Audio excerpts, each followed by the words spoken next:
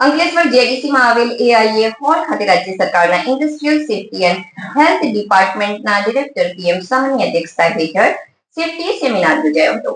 આ સેમિનારમાં સેફ્ટીના સાધનોના પ્રદર્શનને ડિરેક્ટર પીએમ શાહના હસ્તે ખુલ્લો મૂકવામાં આવ્યો હતો। તેમાં તજજ્ઞો દ્વારા ઇન્ડસ્ટ્રીયલ સેફ્ટી, હેલ્થ અને ફાયર અંગે માર્ગદર્શન આપવામાં આવ્યું હતું। અંકલેશ્વર એન્વાયરમેન્ટલ પ્રિઝર્વેશન સોસાયટી અને અંકલેશ્વર ઉદ્યોગ મંડળના સંયુક્ત ઉપક્રમે જેડીસીમાં આવેલ એઆઈએ હોલ ખાતે ઇન્ડસ્ટ્રીયલ સેફ્ટી, હેલ્થ અને ફાયર અંગેનું માર્ગદર્શન મળી રહે તે હેતુસર HSE સેમિનારનું આયોજન કરવામાં આવ્યું હતું। રાજ્ય સરકારના ઇન્ડસ્ટ્રીયલ સેફ્ટી એન્ડ હેલ્થ ડિપાર્ટમેન્ટના ડાયરેક્ટર પીએમ શાહની અધ્યક્ષતા હેઠળ યોજાયેલા સેમિનારમાં અંકલેશ્વર ઉદ્યોગ મંડળના પ્રમુખ હિંમત સેલડિયા સહિત વિવિધ કંપનીઓના પ્રતિનિધિઓ ઉપસ્થિત રહ્યા હતા અને ઇન્ડસ્ટ્રીયલ સેફ્ટી એન્ડ હેલ્થ ડિપાર્ટમેન્ટના ડાયરેક્ટર પીએમ શાહના હસ્તે દીપ પ્રાગટ્ય દ્વારા સેમિનારનો પ્રારંભ કરવામાં આવ્યો હતો।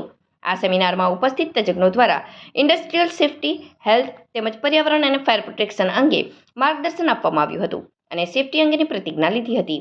સેફ્ટી સેમિનાર સાથે સેફ્ટીના સાધનોનું પ્રદર્શન રાખવામાં આવ્યું હતું। આ પ્રદર્શનને ઇન્ડસ્ટ્રીયલ સેફ્ટી એન્ડ હેલ્થ ડિપાર્ટમેન્ટના ડિરેક્ટર પીએમ શાહના હસ્તે ખુલ્લું મૂકવામાં આવ્યું હતું અને તેઓએ વિવિધ સ્ટોલની મુલાકાત લીધી હતી। નામ નીતિન તાળા છે। હું FMC કેમિનો કંપનીમાં કામ કરું છું। આજે આ સેમિનારમાં અમે ઉપસ્થિત રહ્યા તો અમે ઘણું બધું જાણવા મળ્યું સેફ્ટી વિશે અને ઘણા બધા નોલેજ ગેઇન કર્યા અમે। આ નોલેજનું અમે જ્યારે કંપનીમાં જશું ત્યારે આ જે નોલેજ લીધું છે અમે કંપનીમાં એનું ઇમ્પ્લિમેન્ટ કરાવશું। અમારા નીચેના વર્કરો છે એના આ જે નોલેજ લીધું છે એનું માહિતી કરાવશું અને એક્સિડન્ટ પ્રિવેન્શન માટે જે શક્ય હશે એટલા પગલાં લઈને અમે ઇન્જરી રોકવાનું કામ કરશું। નમસ્કાર।